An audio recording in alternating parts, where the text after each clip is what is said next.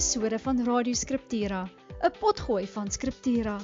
2 Timoteus 3 vers 16 en 17 sê die hele skrif is deur God geasem.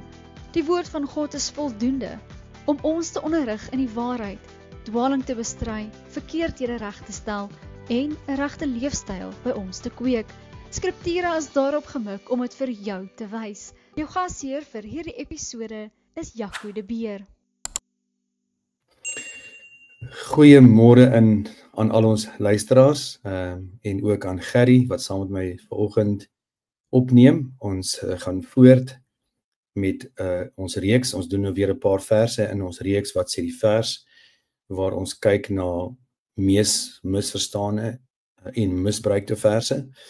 En vanoggend is ons natuurlik by bekende een, Gerry, een wat ek dink al baie debatte in die geskiedenis van die kerk gebring het. En ek glo selfs as ons vanoggend dit hanteer het, nie hier volledig sal beantwoord word na die smaak van almal nie, en dat ons selfs eers die ware antwoord, daar is 'n waarheid oor hierdie vers, en ons gaan hom verklaar vanoggend soos ons glo hy verstaan moet word, maar ja, die kontroversie sal seker eers volkome in die hemel eendag opgelos word. Ek glo nie ons gaan dit alles hier vanoggend oplos nie. Maar dis 'n baie belangrike vers en wat 'n groot verskil maak in ons siening van die hele Bybel in my opinie, van hoe ons die Bybel sien, verbondsmatig verstaan ook, hoe ons Ou en Nuwe Testament saam met mekaar lees, en dan het ook 'n groot invloed oor of ons praat van sakrament, doops, verbondsteken, en of ons praat van iets anders. Dis baie belangrik. So, dis waarmee ons wil begin vanoggend, Gerry. Die vers wat ons gaan kyk is Handelinge 2 vers 38. En Petrus sê vir hulle, bekeer julle en laat elkeen van julle gedoop word in die naam van Jesus Christus tot vergifnis van sondes, en julle sal die gawe van die Heilige Gees ontvang. Nou die vers volg kort op daai bekende preek wat Petrus gegee het, net na die Heilige Gees uitgestort is en die apostels en die disippels in verskillende tale van die mense gepraat het wat daar gestaan het, en hy die bekende preek gepreek het oor hulle wat aandadig is aan die dood van Jesus Christus, die kruisiging, oor 'n sonde daarop lê. Natuurlik hoe Lukas in hierdie gebeurtenis vir ons vertel, hoe hulle gegryp was aan die hart, en daai spesifieke gedeelte, daai spesifieke vers, is baie belangrik in die verstaan van hierdie vers ook. Hulle was aan die hart gegryp, en toe vra hulle, wat moet ons doen om gered te word? En toe het Petrus natuurlik hierdie uitspraak gelewer. So die eerste vraag wat ons wil beantwoord, Gerry, in die verstaan van hierdie vers en hoe ons dit gaan toepas vandag is, wat is die mees algemene misbruike van die vers wat jy al gehoor het? 'n paar wat jy kan opnoem, Gerry.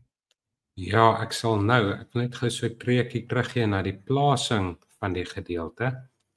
Dit is opmerklik, die hele gedeelte, uitsorting van die Heilige Gees, die verkondiging deur Petrus, die mense wat dan daarop reageer, onderstreep die feit dat God werk.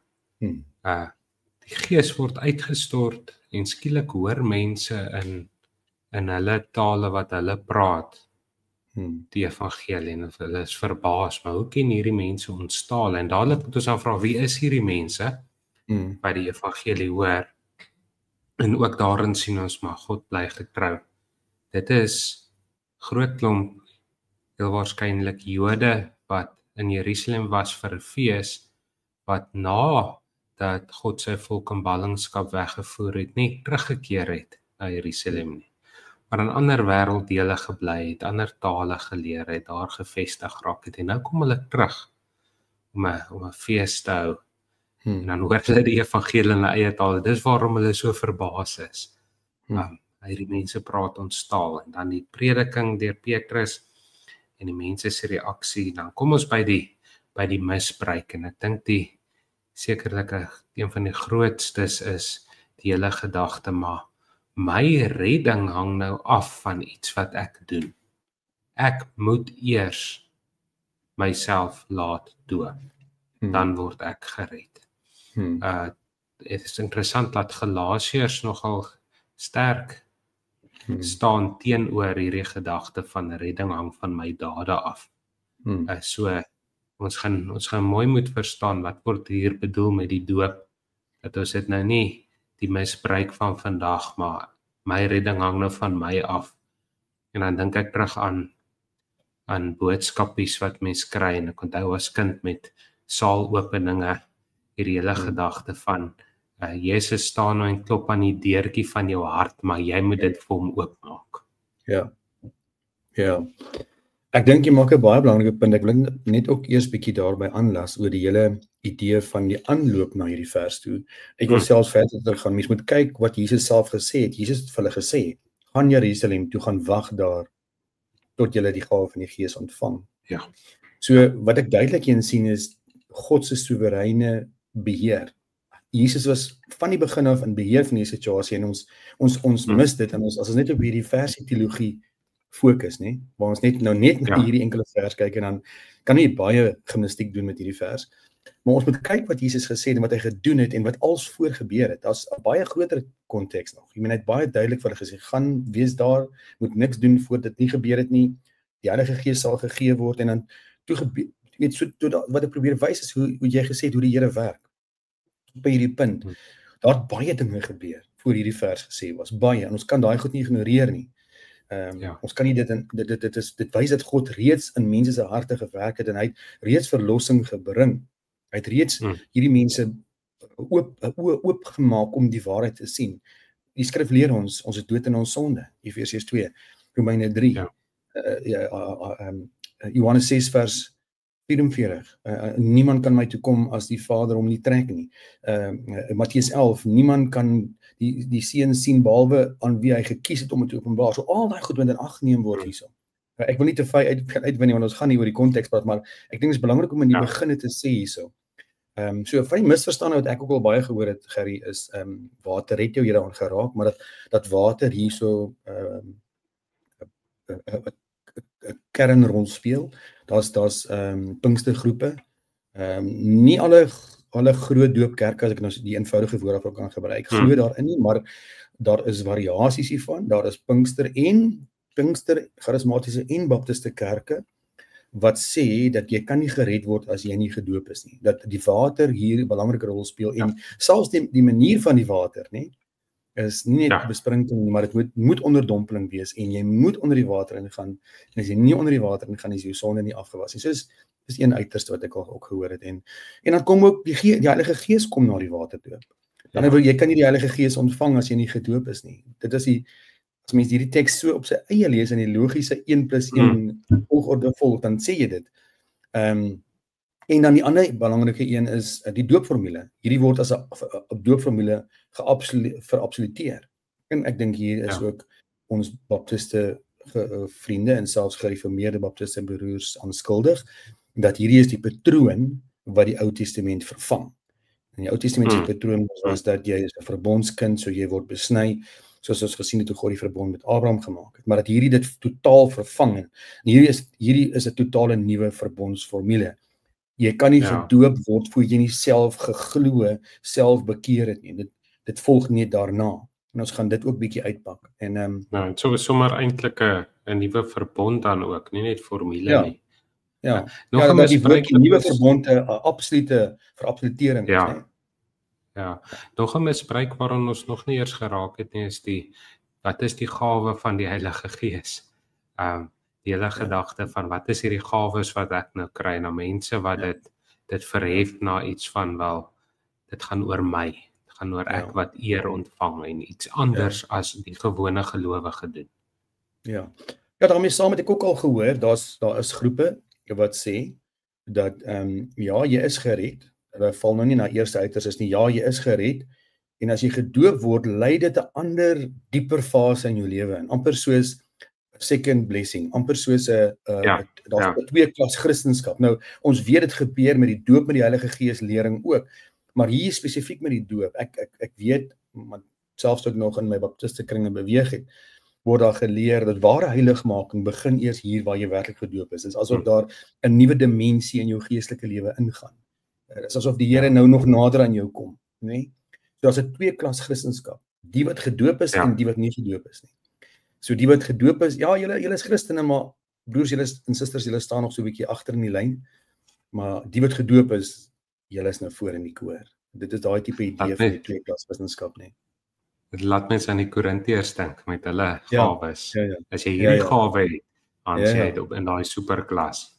Ja, en hoe Paulus self nog bietjie gespot het op een plek, moes met bietjie sarkasme sê, julle superapostels of hierdie superapostels wat jy na toe kom, lyk my hulle selfs beter as ons, wat ware apostels is, nee, en dit amper, dis hierdie tipe hierdie tweede rangse Christendom bo eerste rangse Christendom. So dit is van die ding wat ek al gehoor het, die mees algemene misbruik is so, maar ons het al geraak daaraan, so ons in gereformeerde leer, en gereformeerde leer klink verwarrend, kom ons sê in Bybelse leer ook, ek wil nie arrogant klink, maar ek wil sê, want anders sal ek nie gereformeerd wees nie, Gerrie, is dat die gereformeerde leer is die naaste waarheid aan die Bybel wat ons wil kry hierdie tyd van die kant van ewigheid. Dis nie perfek nie, maar daarom is ek gereformeerd, omdat ek glo dis Bybelse waarheid, en dit is wat die skrif leer.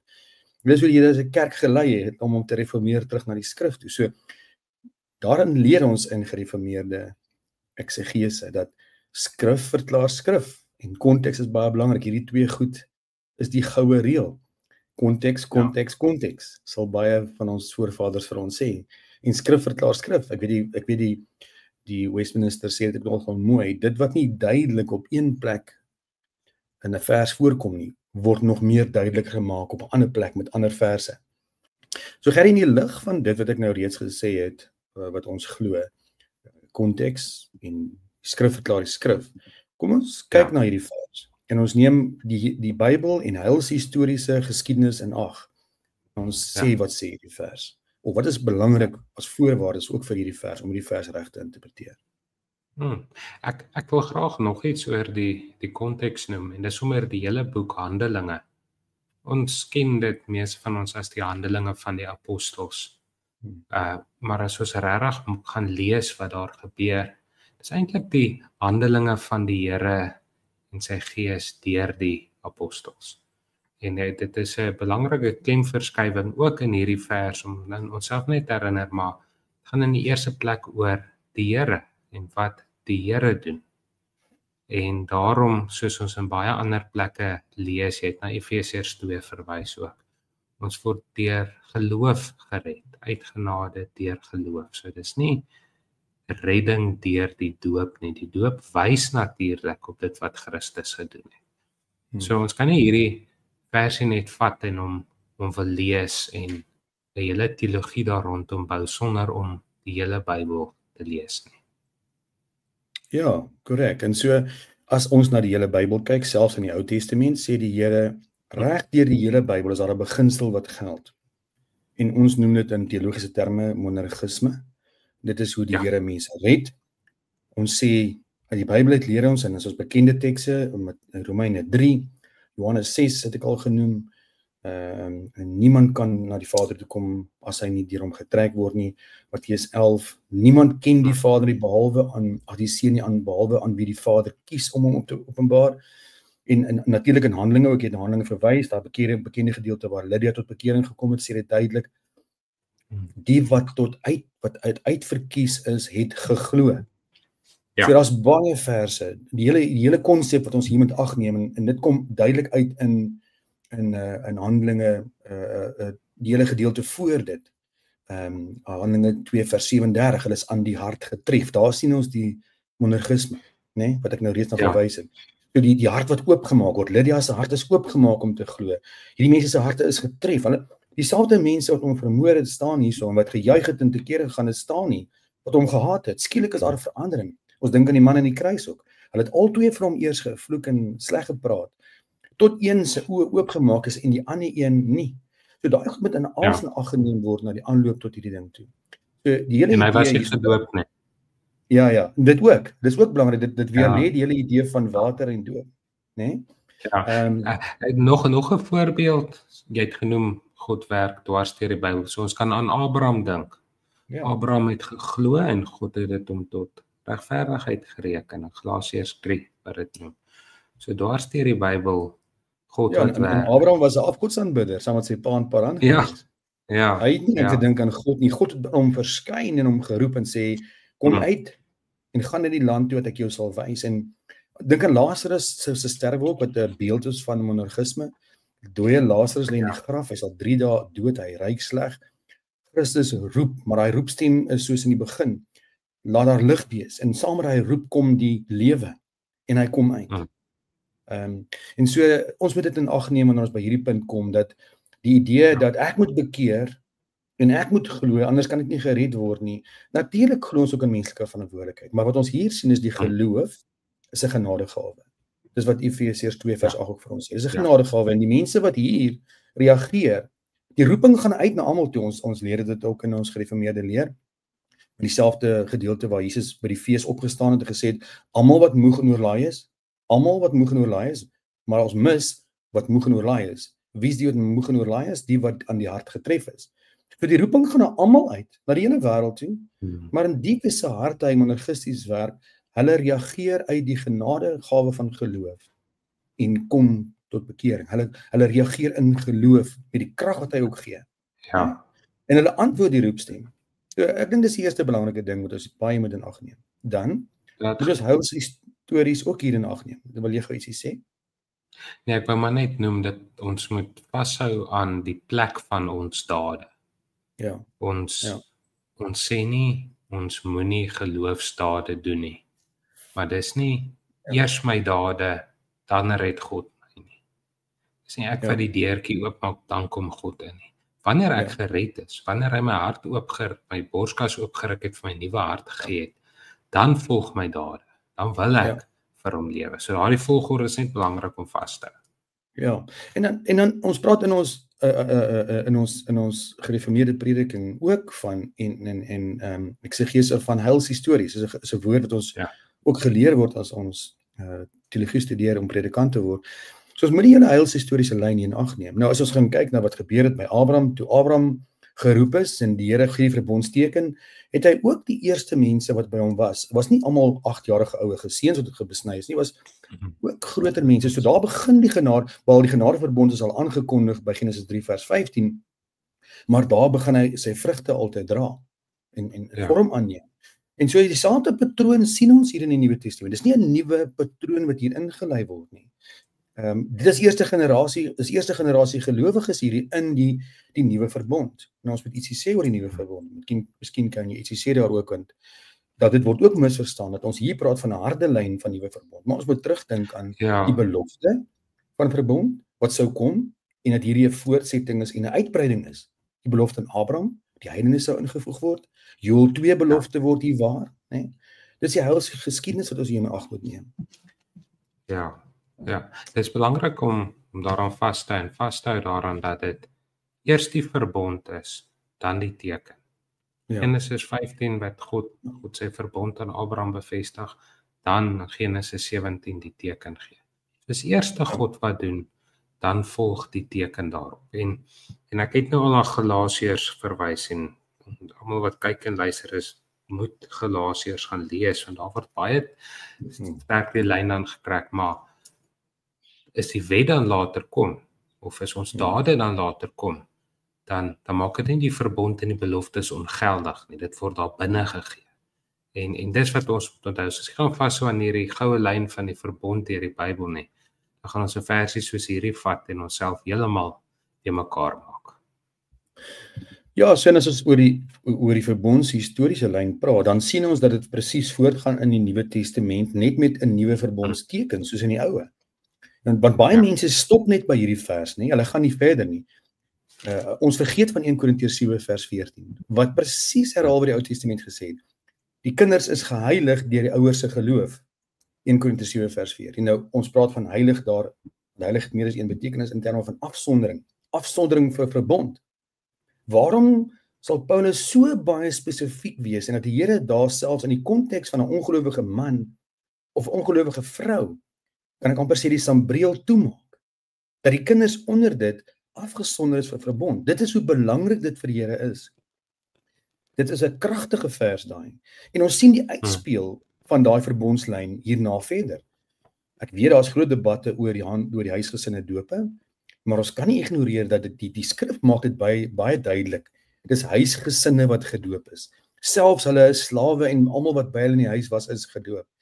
So ek dink dis baie belangrik om raak te sien dat die skrif nie vir ons daar sê almal het eers geglo nie. Nêrens sê dit pertinent vir ons almal het eers geglo in daai huishoudingsdoop nie. Dit maak die klem van huishoudings wat gedoop is. En hierdie oikos idee van die Ou Testament gaan voort in die Nuwe Testament, die verbondslyn, saam met 1 Korintiërs 7 vers 14 en so baie ander. So om hierdie vers te verabsoluteer en die heilshistoriese lyn in buite rekening te laat, gaan jy met 'n verkeerde interpretasie uitkom. Gaan jy uitkom by die idee van ons begin totaal nuut hier. Dit wat in die Ou Testament was net 'n voorskaduwing, selfs die besnydenis of die verbondsteken vir kinders was net 'n voorskaduwing tot die werklikheid sou kom, en hier het die werklikheid nou gekom. So van nou af doen ons dinge gans anders. Jy gaan by daai interpretasie uitkom, as jy die heilshistoriese lyn nie goed verstaan nie. Iets wat jy daar kan maar selfs, net nou maar, selfs 'n skaduwee lyk nie anders as die regte ding nie. My skaduwee het die vorm van my lyf.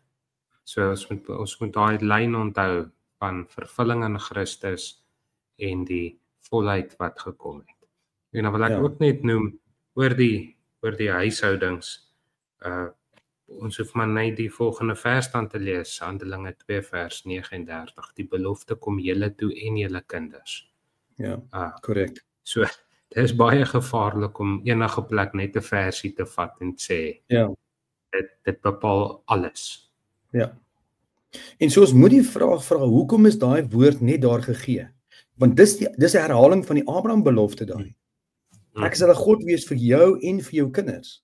So daar maak die lyn tussen Ou en Nuwe Testament weer vas. So hoekom sal die Here so spesifiek wees? Onthou nou daar's 'n klomp mense daarso. Hierdie nuwe mensheid wat van Efesiërs 2 wat Jode en heidens saam is. En daar staan dalk Jode daarso met 'n kind by hom. En wat sou daai Jood wat daai Abraham belofte geken het en wat Joël 2 geken het en verstaan het? Wat sou dit vir hom beteken om te hoor die beloftes vir jou en vir jou kinders? So hy gedink het dat hierdie 2-jarige kind wat hier by my is, of die baba wat in my arm is, my vrou vat jou hou hom gou vas, ek gaan alleen gedoop word. Of sou hy gesê het, ek vat my kind saam aan die beloftes vir my en my kind. So dit is regtig moet raak sien. So kom ons dink ook bietjie aan die idee van dat bekering en geloof, soos dit misverstaan word, eerste moet kom voor die gedoop word. En dan die idee van dat die doop die gawe van die Gees bring, want ons moet dit aanspreek uit die Bybel uit, om dan 'n regte verstaan daarvan te gee. Kom ons begin by die eerste een. Die feit dat jy moet self eers glo. Jy moet self eers glo en bekeer voor jy mag gedoop word, of voor jy dan die verbondsteken of die sakrament mag ontvang. Wat sê jy daaroor sê? Ja, dit gaan baie oor hoe jy die doop sien in die lig van die woord. Sien ek dit as 'n menslike ding, iets waarmee ek vir God sê, wel, ek is nou reg, of sien ek dit as hierdie teken van die verbond wat jy noem, wat God maak. Net soos Abraham, toe God sy verbond ingestel het, nie betrokke was, God het alleen tussen die karkasse van die diere deurgeloop, sê hierdie verbond is in my naam.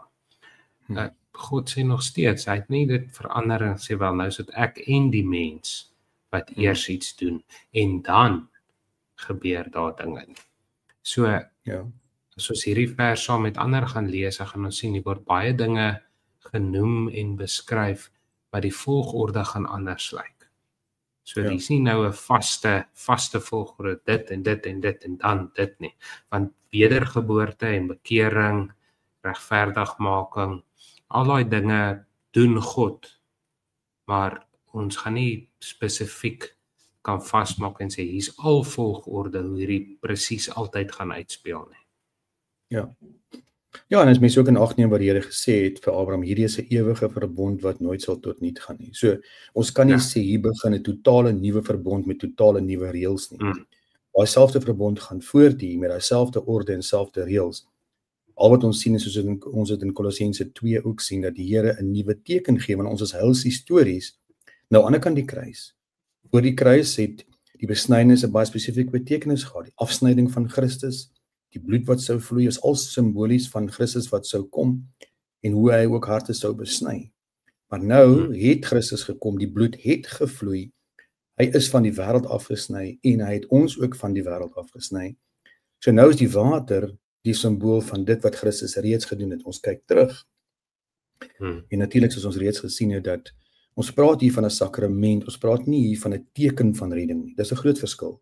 Ons praat hier van 'n teken van die verbond, nie 'n teken van redding nie. Die doop getuig van die evangelie tot ons. Dit is die seël van hierdie beloftes wat die Here gegee het. Wat hy net so aan kinders gegee het in vir Abraham en wat die Nuwe Testament net so aan kinders gee, selfs wanneer die heidene ingevoeg word. So dit is nie dat ons hier sit met 'n totale nuwe teken wat los is van wat die Here vir Abraham beloof het nie. Dan moet ons bietjie vinnig praat voor ons oorgaan na die laaste gedeelte van want ons is eintlik nou al by wat beteken dit werklik.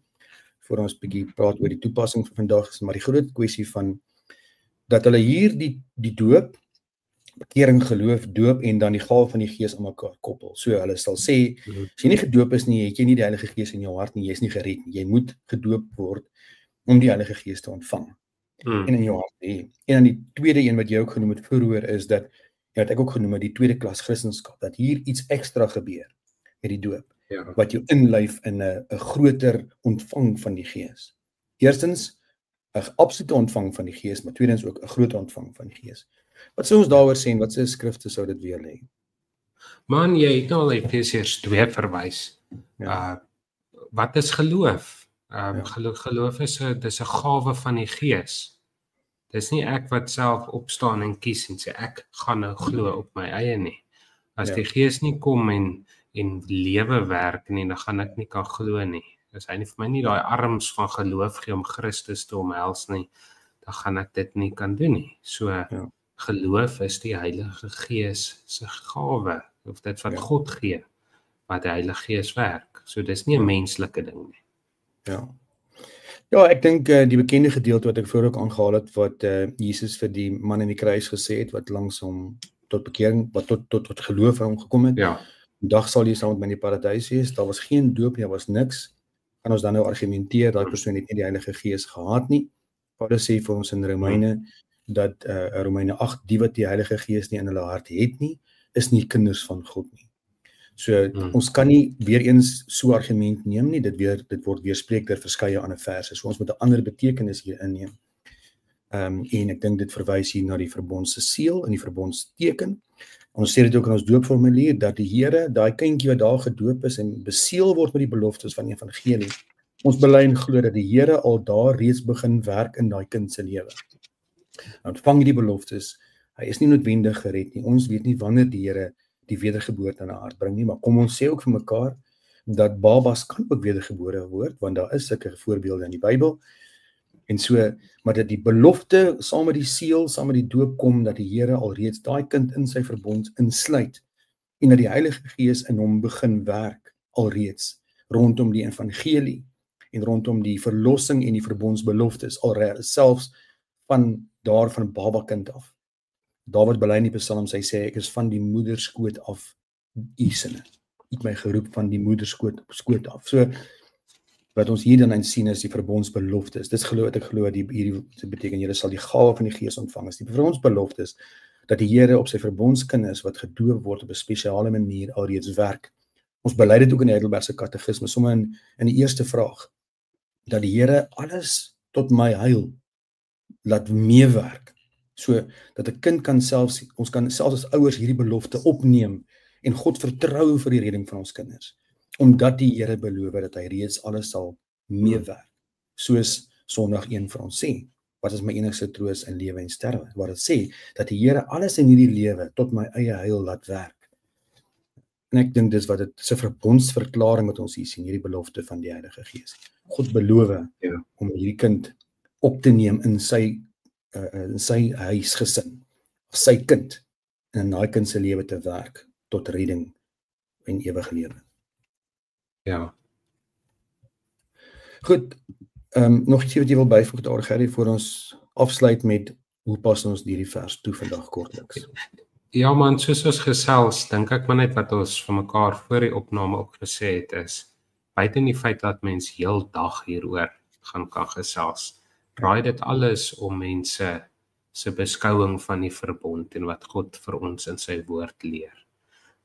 En dan gaan ons moet besef, maar die doop is 'n teken wat wys op dit wat Christus doen. En anders gaan mens hierdie vers vat en jy gaan hom lees en sê maar, ek word deur die doop vergewe van my sondes. Ja. Die doop wys, ons word in Christus vergewe van ons sondes. En ek wil nie die mense onnodig verveel met 'n tegniese bespreking oor die vertaling van Griekse woorde daar nie.